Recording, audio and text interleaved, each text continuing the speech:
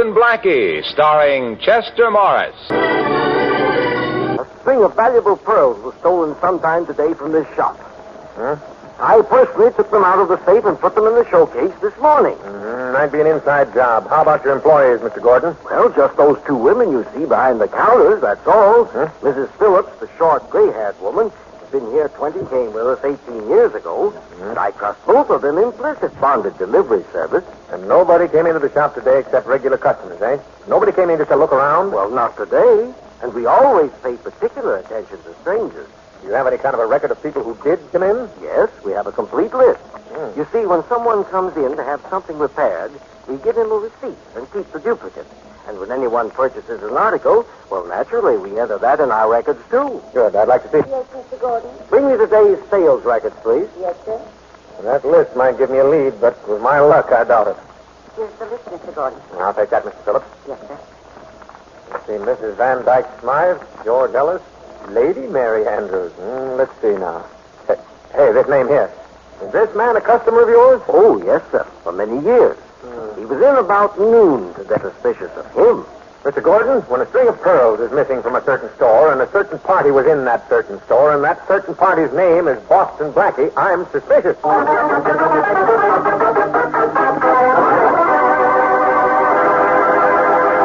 In a few moments, we'll meet Boston Blackie. And now to the latest adventure of Boston Blackie. Enemy to those who make him an enemy, friend to those who have no friend. This'll kill Blackie Matthews. I'll have him so cold he could refrigerate a warehouse. Well, I don't know, Inspector. I don't know. Oh, you don't know. Of course you don't know. Get this set up. From Gordon's jewelry shop today when he left his watch to be repaired. You going to pick him up, Inspector? No, not now. But tomorrow. Tomorrow he's going to call for his watch, and there's going to be a tray full of very valuable stones, practically under his nose. And nobody will be watching him. Blackie will lift a trinket or two, and when he gets outside the store, we grab him. How does it sound? I don't know, Inspector. I don't know. But if it just wasn't Blackie. Oh, Matthews, you're fired.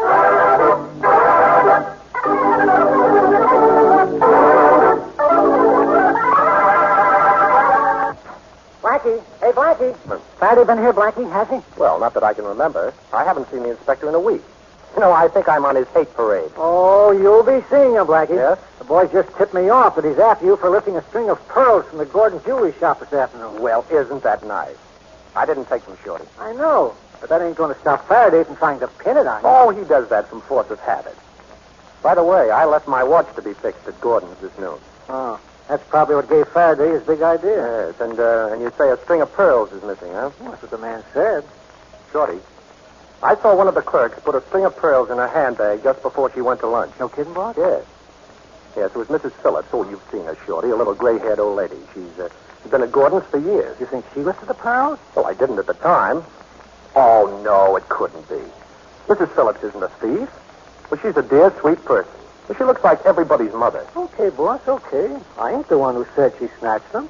But the pearls are gone. I'll get it, Shorty. Okay. Hello, Boston Blackie speaking. Oh, Mr. Blackie, this is Mrs. Phillips from Gordon's jewelry shop. Oh, yes. Yes, what can I do for you, Mrs. Phillips? I must see you right away. My address is 722 Alden, apartment 4B. I'm definitely at your service. Be right over. Goodbye. Going before dinner, boss? But something's cooking. You're right, Shorty. And I'm going to find out what it is.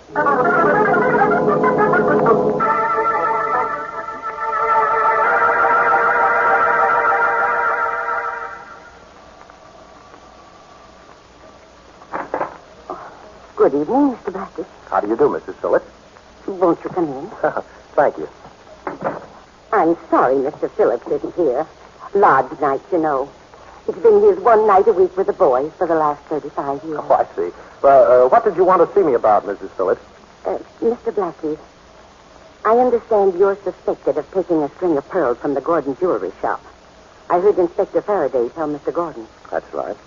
He thinks I took them, and I think you did. Oh.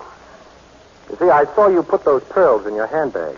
You saw me? Uh-huh. Oh, Mr. Blackie, please. Please don't say anything to anybody about this, please. Well, I'm afraid I'll have to, Mrs. Phillips, if the police get too annoyed. I'm sorry I've implicated you. It's been on my mind all evening. That's why I phoned you. Now, look.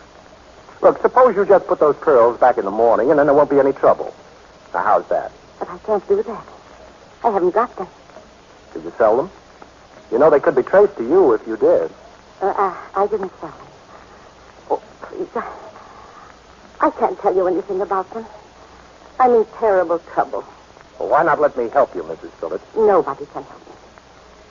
It's something that happened years ago, but I don't dare tell you about it. Don't dare, huh? Sounds as if somebody was blackmailing you. Does your husband know? No, he mustn't ever know. It would kill him. Well, of course you know your blackmailer won't be satisfied with just the pearls, Mrs. Phillips. Next, he'll want something else. You'll never be rid of him unless he stops. I'm afraid to tell you anything, Mr. Blackie. But you're right. He isn't satisfied with just the pearls. He told me when I gave them to him. Oh. I see. He doesn't waste much time, does he? What is it he wants now, Mrs. Phillips? Come on, please tell me. A ruby. A 20-carat ruby we have in stock. I see. And what would happen if he didn't get the ruby? Something terrible. But I won't let it happen. It mustn't happen. I'll get him what he wants. Well, perhaps what he wants won't be there for you to take tomorrow. You mean you'd take it first? Well, Oh, you couldn't. You mustn't for your own sake as well as mine. for my sake. Yes. This morning, Inspector Farraday told Mr. Gordon that he was going to lay a trap for you tomorrow when you come for your watch. They're going to put some jewels on the counter where you can get them easily, and then they're going to arrest you as you leave the store. Oh, they are they? That's very interesting. You won't take that ruby now, will you, Mr. Blackie? I've got to get it. To keep someone from talking. Well, I don't know, Mrs. Phillips. I've got an idea that from now on, I'm going to do all your talking for you.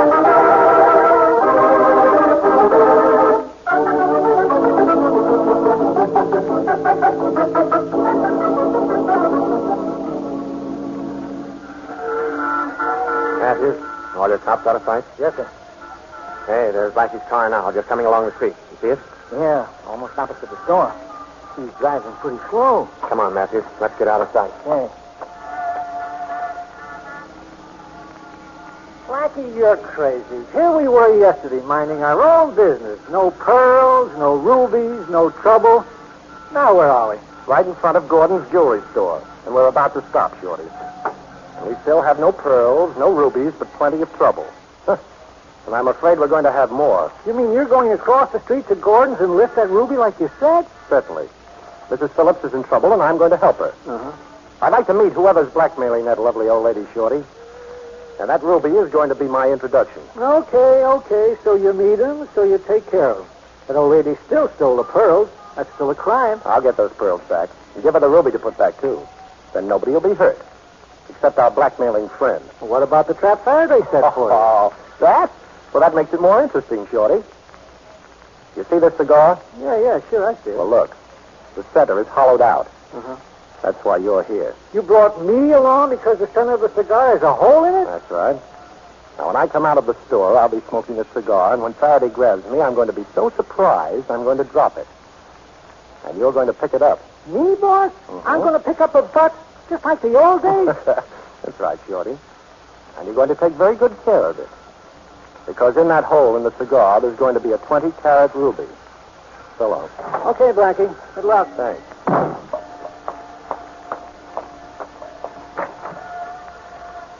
Well, good morning. Hello there, Mr. Gordon. Good morning, Mr. Blackie. Well, I'm busy right now with this young lady. Oh. Mrs. Phillips has your watch ready for you. Good morning, Mrs. Phillips. Beautiful morning, isn't it? You have my watch? Why, yes, Oh, it's this cigar. I'm sorry, Mrs. Phillips. Oh, my, what lovely rubies. Here's your watch, Mr. Blackie. That will be $5. Please don't touch the ruby. $5, huh? Well, thank you very much. Here you are. Goodbye, Mrs. Phillips. Mr. Blackie, you shouldn't have... Goodbye, Mr. Gordon. I'll take another step, Blackie. Oh, Inspector Farraday. Oh. Well, you startled me. Yeah, I see. Now get back in that store and keep your hands in the air. Matthews? Yeah, Inspector. Now get the boys on all sides of Mr. Boston Blackie. We're going back in the store and searching.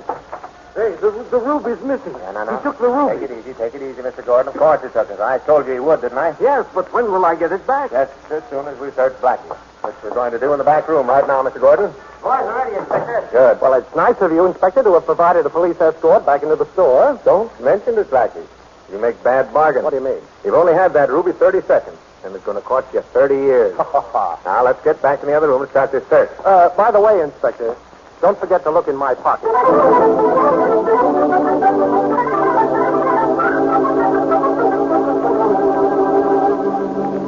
Well, what did you do with that ruby, Blackie? We've searched you from head to foot, and we can't find it. Well, he must have it. I saw it on the tray just a minute before he came in. And after he left, it was gone. Yeah. You arrested him before he could move from the door. He must still have it. Well, maybe I swallowed it. Very clever, Blackie. You're very clever. I've got an idea. Maybe you did swallow it. Are you kidding? Well, we'll soon find out. I'm going to see what you look like behind a fluoroscope. I see. You want to get the inside story.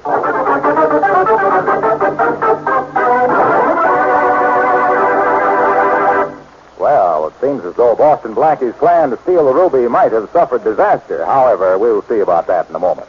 And now back to Chester Morris as Boston Blackie. In order to deal with the unknown man who is threatening aged Mrs. Mary Phillips, Boston Blackie has stolen a 20-carat ruby from the Gordon jewelry shop and hidden it in a cigar. Inspector Farraday has been unable to find the ruby, but now has an idea that Blackie has swallowed it. I didn't swallow the ruby, Inspector. I'm strictly on a milk diet. You'll see, Blackie. As soon as you stand in back of that machine. Faraday, the fact that the ruby was 20 carats is throwing you a little. You see, a ruby is completely indigestible, believe me. Very funny. Now get back of that machine, Blackie. All right. But supposing the ruby doesn't show up. Am I excused for the rest of the day, teacher? Get back of that fluoroscope. All right. Now, how's this? Yeah. Now just stand there. All right. Turn on the machine, Doc. Right. How do I look, Inspector? It's an improvement. I can't. How does this work, Doc? Any object such as a ruby will show up clearly if he has swallowed it. You see anything? Now, don't tell me you see a strange man and I'm going on a date. Me neither. Okay, turn it off. Come on out, Blackie. All right, put your shirt on and then beat it. I can't hold you. Oh, bless you, Faraday. Bless me. You know, it takes a big man to know when he's licked. I'm not licked yet. That's what I mean. Good day, gentlemen.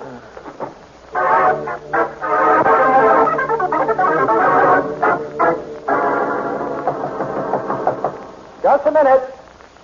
Did you spread the rumor that I got away with a ruby, Shorty? Yeah. I spread the story all over town just like you said, boss. Then if I'm lucky, this is the fish that swallowed the bait. Coming. So, how do you do? Boston Blackie? Yes, that's right. My name's Tom Elliott. I'd like to thanks. All right if I sit down? Certainly. Make yourself at home. You can give me the ruby you took from the Gordon jewelry shop this morning. I know you've got it. Oh, you do, huh? Well, why should I give it to you? I believe you're going to want to give it to me. And just why am I going to want to give you the ruby, Mr. Elliott? You know Mrs. Norris? Ever meet her husband? A wonderful man. They're crazy about each other. Have been for 35 years. Well, what about it? Rather interesting story. You see, before he married her, that's 35 years ago, he escaped from prison. Of course, she didn't know anything about it when she married him. When did she find out? When I told her. Oh. I had to tell her, you see. If I had come to him with this story, I'd have gotten nothing out of him. He'd have committed suicide and given himself up. I see. So you want his wife because you went to his wife because you knew he'd do anything to protect her husband. Even steal to keep him from going back to jail. Is that right? Yeah, that's right. And her long and trustworthy service in the Gordon shop completed the setup. Well, you know, that's just about the way I figured it. Only I didn't know the details. I told them to you for one reason. Yes? If you don't give me the ruby, I intend to turn John Phillips over to the police. Well, do I get it, Blackie? You get it. Good, and I don't want any interference from now on, either. Let's understand that, too. I understand. All right, here's the stone. Now get out of here before I forget that your scheme is foolproof. Goodbye, Mr. Blackie. You're a very... What's up? Tell that man that just left here. Right. I'd like to know why a rat like that lives, and I'd also like to know where.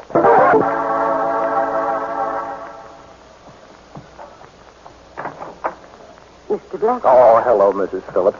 May I come in? Please do, Mr. Blackie. Thanks.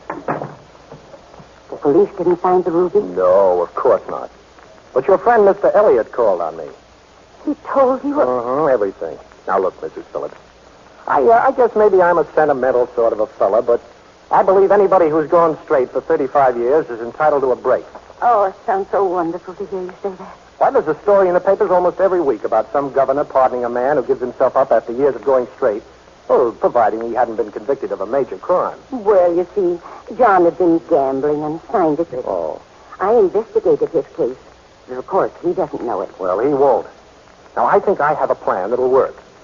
We have two things to do. Get back the pearls and the ruby and prevent Tom Elliott from talking. The first is easy. The second, well, we've got a slim chance. Is there anything you want me to do? Yes, definitely. In half an hour, I want you to call Inspector Farraday and tell him that you know a man who escaped from jail 35 years ago. What? Now, please trust me, Mrs. Phillips. It's the only way I know that we can stop Elliott. But I don't see how that will stop him. Oh, and I couldn't do that to John. Well, don't you see you're doing it for John? Now, first of all, you're to tell Farraday that the man who escaped from jail 35 years ago is a man named, make up any name, say Fred Mullins. Then act a little bewildered. Don't tell him who you are, and just say you know Mullins is free, but you don't know where he is. Then what do I do? Then you're to hang up. I don't understand, but if you say so, I'll do it. Oh. Thank you, Mr. Blackie. And that thank you comes from my heart. I was afraid my world had come to an end. Oh, Mrs. Phillips, this is only the beginning. Oh, come on. Let me see you smile. Yeah, that's better. Bye.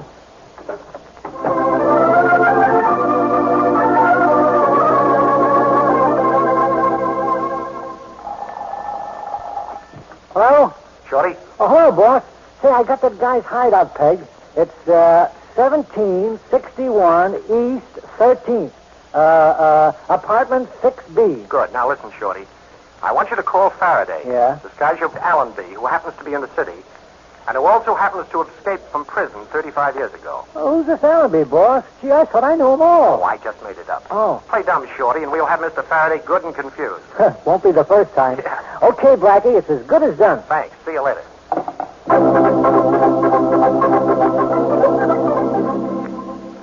Inspector Farraday, I have some information. Yeah, who is it? Oh, that ain't important, but there's something that is. Huh? You know, I know a man who escaped from jail 35 years ago, and his name is Edward Allenby. Yeah? It'd be a feather in your cap if you arrested him. Look, I got enough feathers now to be an Indian chief. Where is this Allenby? I don't know. What jail did he bust out of? I don't know that either. What is this, April Fool's Day? Goodbye. Farraday talking. I just wanted to tell you, Inspector, that a man named Fred Mullins escaped from jail 35 years ago. You can find him if you hurry, but I don't know where you're to hurry to. Goodbye. Hey, wait a minute. What is this, an epidemic of crackpots? Hello? You hung up. Yeah, Farraday speaking. This is Blackie, Inspector. Oh. I've got a tip for you. I know a man who escaped... If you're going to tell me about somebody who was supposed to have broken out of jail 35 years ago, Blackie, I'll wring your neck. All right, Inspector, all right. Then I won't tell you. Goodbye.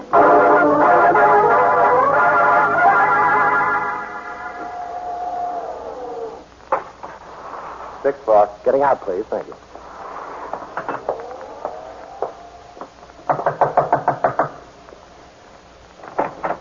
Boston Blackie. Oh, no, you don't, Elliot.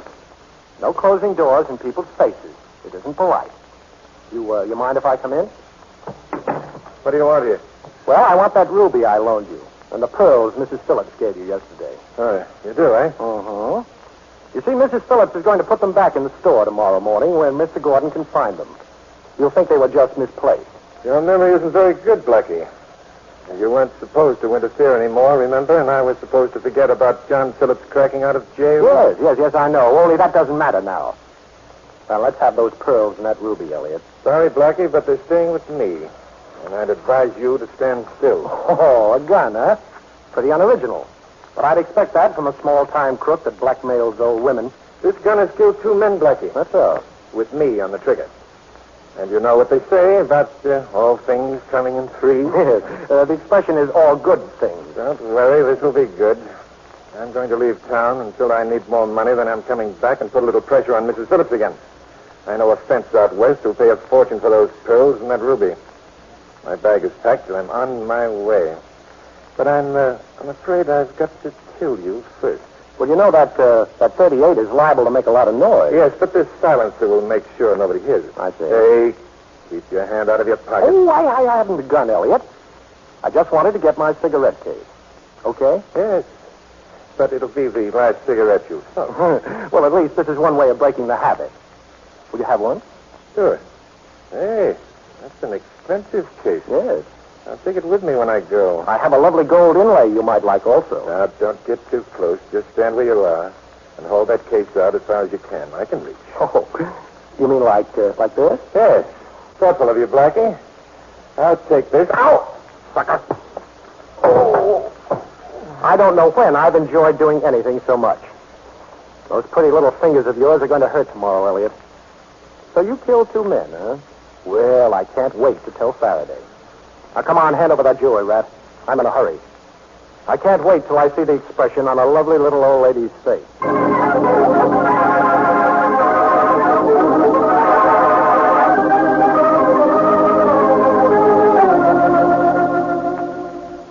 All right. Farraday, you've got me in jail, and I suppose you're sending my fingerprints out west. That's right, Elliot. Blackie finally got around to doing me a favor. You've got a little record in this city, too. You didn't tell Blackie that. I think we've got a priority on you. Doesn't matter where I go to jail. I just want to tell you this, Inspector. I've got a little information for you. Oh, yes? Yes. I know a man who escaped from jail 35 years ago. You too? Look, Elliot, if I hear one more word out of anybody about some guy who was supposed to have busted out of jail 35 years ago, I'll bust that guy in half.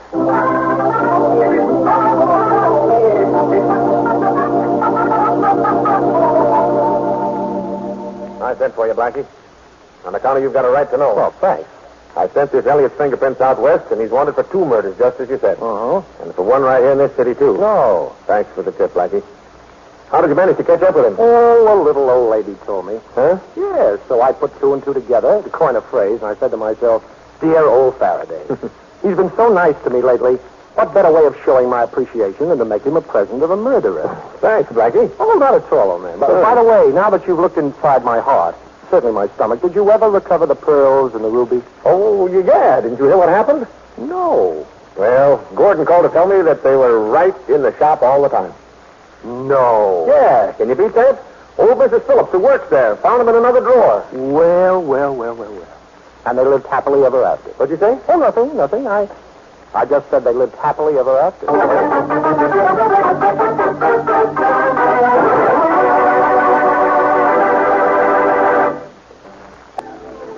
Be sure to listen at this same time next week for another exciting adventure with Boston Blackie. Richard Lane appears as Inspector Farraday, music by Charles Cornell. This is Harlow Wilcox saying goodnight for Boston Blackie. This is the National Broadcasting Company.